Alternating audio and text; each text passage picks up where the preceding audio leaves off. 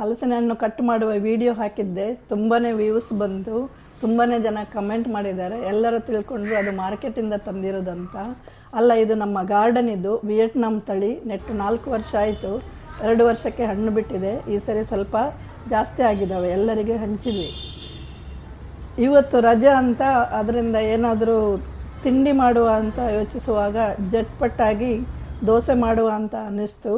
ಅದಕ್ಕೆ ರೆಸಿಪಿ ತೋರಿಸ್ತಾ ಇದ್ದೀನಿ.